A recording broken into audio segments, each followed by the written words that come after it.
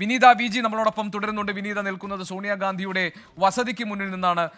വിനീത, ഇത് കോൺഗ്രസിനെ സംബന്ധിച്ച് കോൺഗ്രസിന്റെ ഇനിയുള്ള രാഷ്ട്രീയ ഭാവിയെ നിശ്ചയിക്കുന്ന ഒരു പ്രധാനപ്പെട്ട ഏടാണ്. കാരണം പ്രിയങ്ക ഗാന്ധി വയനാട്ടിലെ ജനങ്ങളുടെ അടുത്ത് വോട്ട് ചോദിച്ചെത്തിയപ്പോൾ വയനാട്ടിൽ കോൺഗ്രസ് മുഴക്കിയ ഒരു പ്രധാനപ്പെട്ട മുദ്രാവാക്യവും അവർ മുന്നോട്ട് വെച്ച ഒരു ആശയവും ഇന്ദിരാഗാന്ധിയുടെ കൊച്ചുമകൾ അല്ലെങ്കിൽ മറ്റൊരു ഇന്ദിരയുടെ രണ്ടാം പതിപ്പ് വരുന്നു വീണ്ടും ഇന്ത്യൻ രാഷ്ട്രീയത്തിലേക്ക് എന്നാണ്. അത് കോൺഗ്രസ് നേതൃത്വത്തിന്റെ പ്രതീക്ഷ കൂടിയാണല്ലോ കാണിക്കുന്നത്.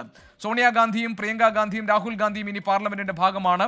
ഏത് തരത്തിലുള്ള രാഷ്ട്രീയ മുന്നേറ്റമാണ് പ്രിയങ്ക ഗാന്ധിയുടെ പാർലമെന്റിലേക്കുള്ള വരവോടുകൂടി സംഭവിക്കുമെന്ന് കോൺഗ്രസ് പ്രതീക്ഷിക്കുന്നത്? എന്തൊക്കെ പുതിയ തീരുമാനങ്ങളിലേക്കായിരിക്കും കോൺഗ്രസ് നേതൃത്വം ഇനി കടക്കുക?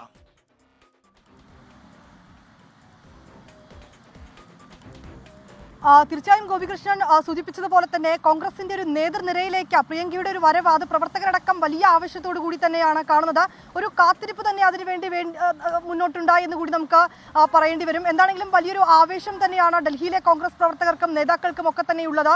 പ്രിയങ്കയെ മുന്നിൽ നിർത്തിക്കൊണ്ട് വയനാടിനായി പോരാടുക എന്നുള്ളത് തന്നെയാണ് വയനാട്ടിലെയും കോൺഗ്രസ് നേതാക്കളൊക്കെ തന്നെ മുന്നോട്ട് വയ്ക്കുന്നത്. ഗോപികൃഷ്ണൻ സൂചിപ്പിച്ചതുപോലെ തന്നെ ഇന്ന് സത്യപ്രതിജ്ഞയ്ക്ക് ശേഷം സത്യപ്രതിജ്ഞ ഇപ്പോൾ ചെയ്തിരിക്കുന്നു. ഇനി ഇതിനുശേഷം പ്രിയങ്ക ഗാന്ധി നേരെ എത്തുന്നത് വയനാട്ടിലേക്കായിരിക്കും. 30-ന് വയനാട്ടിലെത്തുമെന്നാണ് അറിയാൻ കഴിയുന്നത്. അവിടെ ഓരോ മണ്ഡലങ്ങളിലെയും ജനങ്ങളുമായി നേരിട്ട് സംസാരിക്കും. ജനങ്ങളെ നേരിൽ കണ്ട് അവരുടെ പ്രശ്നങ്ങൾ നേരിട്ട് മനസ്സിലാക്കും. നേരത്തെ തന്നെ ഈ തെരഞ്ഞെടുപ്പ് പ്രചരണത്തിന്റെ ഒക്കെ ഭാഗമായി ഈ മുണ്ടക്കൈ, ചുരമല ഉൾപ്പെടെയുള്ള എല്ലാ ഇടങ്ങളിലും പ്രിയങ്ക ഗാന്ധി സന്ദർശിച്ചിരുന്നു. അതിന് പിന്നാലെ തന്നെ ഒരു പ്രിയങ്കയുടെ ഒരു പ്രതികരണം വന്നിട്ടുണ്ടായിരുന്നു. അത് ഇങ്ങനെയായിരുന്നു: ഈ വയനാട്ടിലെ ജനങ്ങൾക്കൊപ്പം താൻ ഉണ്ടാകും, വയനാടിന്റെ ഭാവി ശോഭനമാക്കാൻ നമുക്കൊന്നിച്ച് പ്രവർത്തിക്കാം എന്നുള്ളതായിരുന്നു പ്രിയങ്ക ഗാന്ധിയുടെ വാഗ്ദാനം.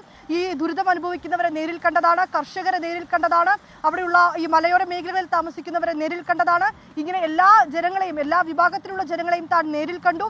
അവരുടെയൊക്കെ പ്രശ്നങ്ങളെ പറ്റി തനിക്ക് ഉത്തമ ബോധ്യമുണ്ട്.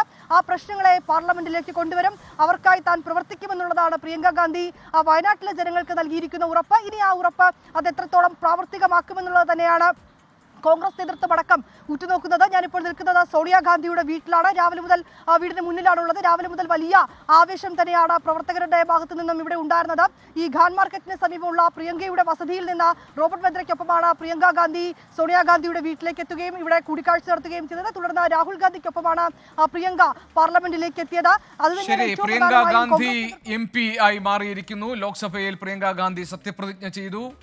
ഭരണഘടനയുടെ ഒരു ചെറുപതിപ്പ് കയ്യിൽ ഏന്തിക്കൊണ്ടാണ് പ്രിയങ്ക ഗാന്ധി സത്യപ്രതിജ്ഞ ചെയ്ത്. രാഹുൽ ഗാന്ധിയെ പോലെ തന്നെ കോൺഗ്രസിന്റെ ഇനിയുള്ള രാഷ്ട്രീയ പോരാട്ടങ്ങളിലെ പ്രധാന നേതൃപദവിയിലേക്ക് പ്രിയങ്ക ഗാന്ധി വരാൻ പോകുന്നു എന്ന സൂചന ഇതിനോടകം തന്നെ വന്നു കഴിഞ്ഞു. രാവിലെ 10:00 ചേർന്ന കോൺഗ്രസിന്റെ പാർലമെന്ററി പാർട്ടി യോഗത്തിൽ പ്രിയങ്ക ഗാന്ധിയുടെ കന്നി പാർലമെന്റ് പ്രവേശനത്തിനുള്ള എല്ലാ പിന്തുണയും കോൺഗ്രസ് നേതൃത്വം പ്രഖ്യാപിച്ചിരിക്കുകയാണ്. വയനാട്ടിലെ ജനങ്ങൾ ശാശ്വതമായ പരിഹാരം ആവശ്യമായി കാലാകാലങ്ങളിൽ വയനാട്ടിലെ ജനങ്ങൾ കാത്തിരുന്ന പ്രശ്നങ്ങൾക്ക് പ്രിയങ്ക ഗാന്ധിയിലൂടെ പരിഹാരം കണ്ടെത്താൻ കഴിയുമെന്ന പ്രതീക്ഷയിലുമാണ്.